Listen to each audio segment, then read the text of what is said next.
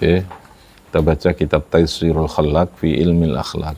Bismillahirrahmanirrahim. Muqaddimatun yang ditulis oleh Imam Hafidh Hasan Al-Mas'udi, ulama di Kairo, Azhar. Bismillahirrahmanirrahim. Muqaddimatun, muqaddimah. Muqaddimah artinya pendahuluan. Alhamdulillahi al-karimi. Tidak apa-apa, dikasih makna tidak apa. Nanti kasih nama, disimpan sendiri ya. Gratis. Bonus ngaji. Bisa ngasih makna? Makna. Bahasa Inggris ya. Alhamdulillahi al-karimi al-khallaq. Salatu wassalamu ala sayyidina Muhammadin al-mab'usi litatmimi makarimil akhlaq.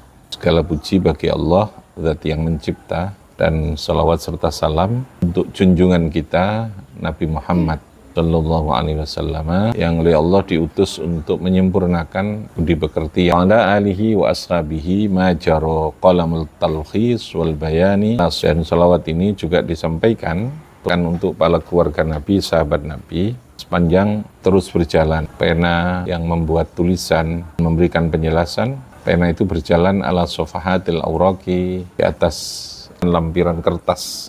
Amma ba'd, fahadha mukhtasarun fi ilmil akhlaqid diniyah. Ini adalah kitab yang sangat simple, ringkas dalam membahas tentang akhlak yang bersumberkan dari agama, akhlak diniyah. Akhlak itu moral yang bersifat diniyah. Nah, akhlak itu ada yang bersumberkan dari agama, dari adat hukum yang berlaku pada adat kebiasaan masyarakat. Ini adalah bicara tentang akhlak yang sumbernya dari mana? Dari agama, namanya akhlak ad-diniyah. Sehingga nanti standar atau ukuran yang dipergunakan itu adalah, ini masih ada kitabnya? Masih Pak? Ya, masih ada. Berapa? Cukup? Yang putri masih berapa yang belum? Biasanya ngaji. Yang putri sudah semua tadi? Nah, maksudnya sudah ngaji semua? Ada yang belum? Yang putra? Yang belum masih berapa? Nanti tak, ini kitabnya. 2. Ini di bawah ya. Yang putri masih berapa? Mesra belum? Ini. Si Ustaz Masrur sekalian, kalau datang kasih. Yang putri, Cek Biro. Biasanya Nisa ya kalau ngaji ya. Kasihkan yang putri. Oh ya, tadi masih berapa? 2. Oh iya nih. Cuman pegang ya. Jadi dikasihkan yang datang. Oke. Kalau kecil gini enggak apa-apa dibagi-bagi. Kalau besar agak lumayan soalnya. Di krosorkan ya. Ciri ini masalah ini. Bonus ini. Jadi ini adalah kitab yang mukhtasar. Mukhtasar itu simple ya. Kitab yang sangat ringkas. Lawannya biasanya disebut kitab mutawwalat atau mabsutat. Mutawwalat itu kitab yang penjelasannya luas, panjang lebar. Mabsutat atau mutawwalat atau mausu'at yang lebih tinggi lagi, kriterianya namanya mausu'at, yang diperluas. Tapi kalau ini kategorinya itu mukhtasar. Jadi simple-simple ya. Yang berbicara tentang, yang membahas tentang apa? Akhlaknya akhlak ad-diniyah. Karena sekali lagi akhlak atau moral itu ada yang bersumberkan dari agama, ada yang bersumberkan dari norma sosial, norma kemasyarakatan. Ada karena adat, norma sosial, norma negara. Wadok itu meletakkan atau menulis sebuah ingsun hu ing mukhtasar hadal kitab. Litullabi as-sanatil ula az-zariyah. Tulab itu untuk mahasiswa tahun pertama. Azhar itu adalah Universitas Mesir itu. Jadi ini untuk mahasiswa, jadi mukhtasar, tapi untuk mahasiswa yang ada di Mesir itu, Azhar. Wasamma itu dan memberi nama sapa ingsun hu ing mukhtasar atau hadal kitab, diberi nama Taysirul Khallaqi fi Ilmil Akhlaq. Diberi nama dengan nama kitab apa? Taysirul Khallaq fi Ilmil Akhlaq. Taysir artinya mempermudah. Gampangno belajar tentang Taysirul Khallaq. Taysir mempermudah apa? Khallaq. Khallaq ini bisa budi pekerti, bisa karakter tadi itu fi ilmil akhlaqi yang berbicara tentang ilmu akhlak ini. Jadi membangun, mempermudah pembentukan karakter dengan mempelajari ilmu akhlak kitab ini. Nama kitabnya itu Taysirul Khallaq fi Ilmil Akhlaq. Kalau anak biasanya santri kita sudah dibaca kemarin, puasa juga. Sudah beberapa kali ya. Fakultu wabillahi al-ismah wa biyadihi it'amun ni'mah. Fakultu, saya memohon, saya berdoa, wabillahi al-ismah, hanya dengan Allah. Al-ismatu ismah. Ismah itu artinya perlindungan. Ismah itu artinya apa? Perlindungan. Dengan Allah al-ismah, perlindungan. Billahi lan kan Allah alismatu utawi mohon perlindungan kepada Allah. Wa biyadihi lan iku tetep ing dalem, wa biyadihi lan iku tetep ing dalem kekuasaane Gusti Allah. Itmamun ni'mati utawi kesempurnaan nikmat. Jadi nikmat yang paling sempurna adalah semuanya berada di kekuasaan genggaman Gusti Allah itu. Ilmu akhlak, sekarang definisinya ilmu akhlak itu apa? Ilmu ya. Iku ibaratun anqah. Iku ibaratun, ibarat itu rumusan atau susunan an beberapa kaidah dari beberapa prinsip pedoman yu'rafu yang bisa diketahui biar dengan qawaid apa salahul qalbi bagusi hati, perbaikan hati, api hati, salahul qalbi, wasairul khawasi dan sekabiane khawasi. Khawasi itu budi pekerti. Jadi ilmu akhlak itu adalah ilmu yang berbicara tentang, yang mengkaji tentang kaidah, tentang prinsip, atau dengan rumusan itu kita akan bisa mengenali, bisa membentuk terhadap hati yang baik, hati yang salah, yang betul bagus, dan perilaku khawasi, perilaku badan atau fisik indera kita bisa diperbaiki gitu ya. Mengenai ilmu akhlak itu ilmu yang berbicara tentang perbaikan, nah, gitu ya. Berbicara tentang pedoman untuk memperbaiki hati dan memperbaiki perilaku. Nah, itu rumusan gampangnya gitu. Ibaratun an qawaida biha salahul qalbi wasairul khawasi. Jadi ilmu akhlak adalah ilmu yang berbicara tentang kaidah-kaidah atau bagaimana kita seharusnya di hati kita dan memperbaiki perilaku kita. Itu namanya ilmu apa? Akhlak. Ilmu akhlak itu. Sehingga akhlak itu meliputi dua aspek ya. Ada aspek yang sifatnya bawahir atau khawasi, aspek yang sifatnya lahir, perilaku lahir ya. Ada aspek yang bersifat asrar atau batin. Jadi ada yang bersifat qalbiyah, ada yang bersifat khawasiyah atau batiniyah, zahiriyah dan batiniyah. Jadi yang dibangun akhlak itu dua aspek, aspek batin dan aspek lahiriah tadi. Karena keduanya tidak bisa dipisahkan. Dan sebagai sebuah disiplin ilmu, maka tentu di sini punya struktur itu punya urut-urutan. Dua ini pembahasan yang bersifat terstruktur. Ada definisi biasanya begitu kan? Ada pembahasan yang bersifat bertahap gitu ya. Ada tujuan, ada sasaran. Itu ciri dari suatu ciri ilmu itu pasti dia punya struktur ya. Punya definisi, punya apa? Struktur. Dua arah. Punya visi, punya tujuan, punya objek pembahasan. Itu ciri sesuatu kalau dikatakan ilmu itu. Nah, akhlak ini ketika dirumuskan menjadi sebuah ilmu untuk dipelajari, maka dia pasti punya struktur tadi itu. Ada sistematikanya, ya, urutannya ada. Tapi kalau bukan ilmu yang bersifatnya masih pengetahuan, itu dia tidak harus terstruktur ya. Namanya pengetahuan itu biasanya bebas. Kita tahu ini daun ini hijau, ya sudah sekedar tahu. Tapi tidak bisa mendefinisikan atau tidak punya keharusan untuk distribusikan atau diberikan. Ini kalau kita ngaji filsafat ilmu dulu kan begitu ya. Ada kan dulu pelajaran kamu? Hah? Masih ingat? Atau sudah dilupakan? Karena bicara filsafat itu agak buleti karpe dewi ya. Filsafat itu kalau saya gambarnya kayak ibaratnya kayak mangan permen karet gitu. Permen karet itu enak dikunyah tapi tidak bisa ditelan. Filsafat itu kalau dirungokno iku enak tapi dipahami iku bulet gitu ya. Karena bicara filsafat itu kan bicara sesuatu yang abstrak ya. Abstrak tapi dia menjadi bangunan untuk sesuatu yang konkret, yang nyata itu. Yang ketok itu. Ngomong jeruan lah kembangannya. Seringnya jeruan kan agak susah. Nek ngomong bongso tetelan jobo ini khawasi dohir itu kan lebih mudah. Karena bisa dilihat, bisa dirasakan gitu ya. Oke ya. Jadi ilmu ciri apa tadi? Dia punya apa? Punya struktur, dia punya sistematika, punya definisi, gitu, punya tahapan. Fikih itu ketika menjadi sebuah namanya ilmu fikih, ya dia akan punya definisi, punya struktur, punya objek, punya tujuan, gitu ya. Ini ngomong ilmiah itu pasti ngomongnya itu akan terstruktur, teratur. Gitu. Tapi ini enggak ilmiah, dasar ilmu ya, sa'mudune gitu ya. Itu cirinya. Wa maudhu'uhu, objek maudhu'. Nah ini ya, maudhu' itu objek. Ilmu pasti punya objek bahasan, dia fokus. Al-akhlaq, objeknya adalah tentang akhlak. Min khaisu at-tahalli bimahasin ya. Yang menjadi objek itu adalah akhlak. Dari aspek apa? At-tahalli itu artinya menghias diri dengan mahasin. Mahasin itu dengan kebaikan-kebaikannya. Qalbi wasairul khawasi. Jadi objeknya adalah akhlak. Dalam arti bagaimana membangun akhlak yang baik, mahasin tadi ini. Wat takhalli, kebalikannya tahalli itu apa? Takhalli. Wat takhalli dan membersihkan diri, wat takhalli dan membersihkan diri, an qaba'ihiha dari piro-piro keburukan, an qaba'ihiha saking piro-piro keburukan, saking piro-piro kejelekannya, qalbi wasairul khawasi. Al-qalbi wasairul khawasi.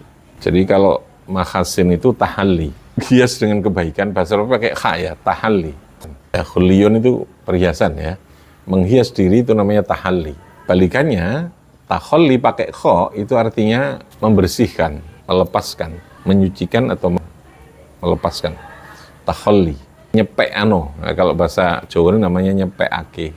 Nyepekake. Sebab itu kan tidak ada, menghilangkan berarti kan? Mentiadakan atau mensunyikan, menghilangkan dalam diri kita qabaih. Jadi kalau takhalli itu gandengannya qabaih. Kalau mahasin itu tahalli bimahasin ya. Apa namanya? Tahalli bimahasini. Intinya di situ. Jadi ilmu akhlak itu objek pembahasannya adalah akhlak, bangunan akhlak. Terjemahan kita namanya karakter atau budi pekerti ya. Maksudnya apa? Yang menjadi objek pembahasan itu adalah bagaimana membangun karakter, akhlak, budi pekerti yang baik, menghias diri kita dengan mahasinul akhlak atau makarimul akhlak. Ya, istilahnya makarimul akhlak. Karim itu artinya mulia, makarim. Ya. Akhlak-akhlak yang mulia. Sebaliknya adalah membersihkan atau melepaskan, menyucikan diri kita ini dari qabaihiha. Qabaih tadi, keburukan. Hal-hal atau yang buruk dari akhlak kita atau dari hati maupun perilaku lahir kita ini. Nah, itu yang menjadi maudhu, itu objek pembahasan itu. Wasairul khawasi. Titik. Wasamratu, buahnya apa? Jadi itu objek, lalu kemudian ada samroh itu buah, hasil yang bisa diperoleh dari pembahasan itu apa? Salahul qalbi wasairul khawasi fid dunya wal fauzu bi'a'lal maratibi. Al fauzu bi'a'lal maratibi. Salahul qalbi, buahnya itu nanti adalah salahul qalbi, atine api. Hatinya menjadi apa?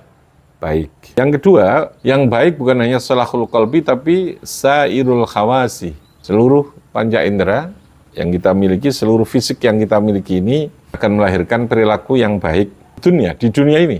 Jadi di dunia, atine toto api, perilaku ini juga api, lalu efeknya nanti al-fauza bi'alal maratib bil akhirah, di akhirat nanti akan mendapatkan kedudukan yang tinggi. Al-fauza itu artinya bejo, mendapatkan keberuntungan dengan kebahagiaan yang tertinggi, dengan kebahagiaan yang tertinggi, a'lal maratib bil akhirah. Itu sudah otomatis ya. Jadi dunia yang terjadi adalah salahul qalbi wasairul khawasi. Kono akhirat apa? Al-fauza bi'a'lal maratib. Apa? Al-fauza bi'a'lal maratib. Dunyane perilakune ku apik, atine yo apik. Ya, di dunia kalau bagus juga akan mendapatkan kesuksesan tadi itu. Ya. Akan mendapatkan keberuntungan, kesuksesan di dunia akibat dari tadi ya, efek dari hati yang apik dan perilaku yang baik. Nah, di akhirat nanti secara otomatis akan mendapatkan imbalan disebut dengan a'lal maratib, al-fauzu bi a'lal maratib. Jadi akhlak dan perilaku yang baik itu sesungguhnya puncak dari semua sistem syariat dalam Islam. Gitu loh ya. Semua aturan hukum, syariat, semua bentuk ibadah itu sesungguhnya adalah membangun makarimal akhlak. Sehingga Nabi kan diutus itu grand design, ultimate goal-nya, apa ultimate goal itu ya, sasaran yang tertingginya itu adalah makarimal akhlak. Menyempurnakan terhadap perilaku yang baik. Jadi sholat itu tidak pada sholat, zakat itu tidak berhenti pada zakat. Semua ibadah tidak berhenti pada ritualnya. Tetapi bagaimana ibadah itu mampu membangun tadi ini, mahasin, mampu membangun perilaku yang baik dan mampu memperbaiki salahul qalbi wal khawas. Artinya sesungguhnya Allah itu tidak butuh dengan ibadah yang kita lakukan.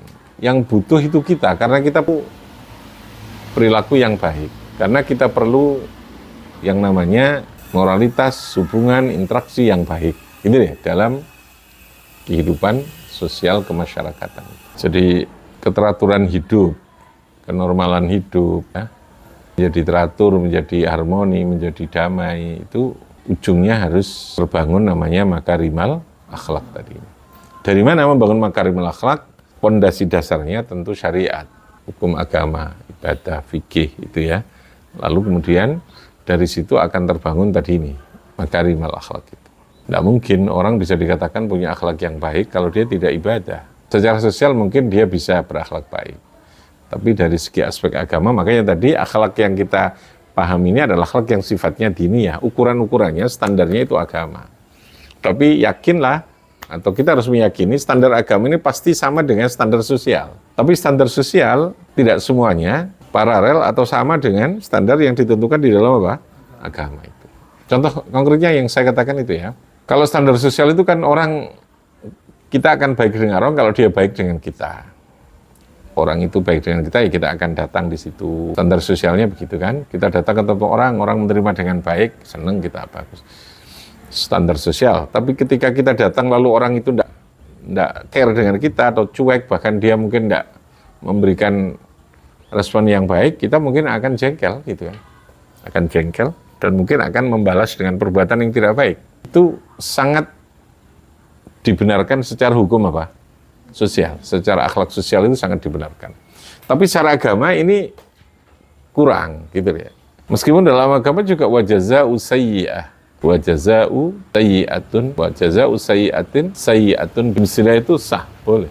Tapi tidak selamanya begitu. Kalau dalam agama enggak. Ya, kamu harus yakin saja bahwa nek iku perintah Gusti Allah, wong api apa gak nawakmu wis aja ngurus gitu loh ya. Paham ya? Kamu disakiti orang sekalipun, kamu tetap berbuat baik kepada orang. Makanya kadang dalam agama itu kesannya kayak anak cueknya gitu kan. Wong dilarani wong kok mancep, kok menengahi gitu, kok jegidek ae, kok gak bales gitu. Sesungguhnya dia dalam puncak moralitas yang tertinggi dalam ukuran apa? Agama. Kalau Anda melakukan kebaikan itu dengan standar sosial, dengan norma sosial, Anda pasti akan barter tadi itu, ya? Akan membuat keseimbangan itu, paham ya? Tapi kalau dalam standar agama itu, Anda tidak peduli, pokoknya iki aku perintah Gusti Allah, Allah merintah kita baik dengan tangga, ya kayak apa, ibu tonggoku elek, pokoknya aku ora ngurus. Allah perintah saya sedekah, ya saya zakat. Meskipun yang saya kasih itu orang yang menjengkelkan atau menyakiti saya sekalipun, saya tetap sedekah dengan dia. Wah, itu kan tinggi ya. Itu karena standarnya adalah standar apa? Agama itu. Jadi agama itu di atas dari norma sosial itu. Norma sosial tentu pertimbangannya logika, kepantasan macam itu. Yang agama itu orang. Keyakinan, kepatuhan. Kalau itu perintah Gusti Allah, efek apapun yang muncul, dia akan terus patuh itu. Aku dengan sholat ya sholat. Cara kasar ini gitu. Bahwa saya dengan sholat ini akhirnya saya secara hitungan rezeki ini orang akeh seperti mereka yang tidak sholat, itu tidak ngurus karena itu tidak ada kaitan dengan itu gitu. Ini kaitannya kepatuhan saya, keyakinan saya gitu kan. Paham ya? Itu namanya akhlak yang sifatnya diniyah. Jadi di atas dari standar norma atau akhlak hukum yang berlaku dalam kehidupan sosial. Ya seperti Nabi itu kan ceritanya begitu. Bahkan kepada orang yang non-muslim sekalipun, yang tidak sama dengan kita, yang memusuhi kita, tetap baik gitu. Apa itu? Kita bisa ngimbangi wong apik, kita apik, wis apik saja nih ya. Tapi secara standar agama masih kurang apik ya. Ya apa ya. Tapi mungkin tidak dilakukan. Mungkin kalau kita bisa menekan ego kita, perasaan sombong kita, bisa menekan harga diri kita yang suka sok kita hargai yang berlebihan gitu ya. Bahwa menurut harga dirinya terlalu tinggi, itu yang menjadi penghalang seseorang untuk bisa melakukan standar akhlak yang tertinggi dalam ukuran agama itu. Sombongan, ambisi, perasaan ingin dimuliakan, perasaan ingin dipuja, dan macam-macam itu ya. Yang semuanya itu menjadi penghalang seseorang untuk bisa melakukan sesuatu dalam batas yang tertinggi itu. Oke ya, mari riyo iki, mari liburan, kita cas supaya akhlaknya meningkat tidak hanya dalam standar norma sosial, tapi dalam standar ukuran-ukuran agama. Amin ya rabbal alamin. Rabbi fanfa'na bi barakatihim wa amitana fi tariqatihim wa mu'afatihim. Assalamualaikum warahmatullahi wabarakatuh.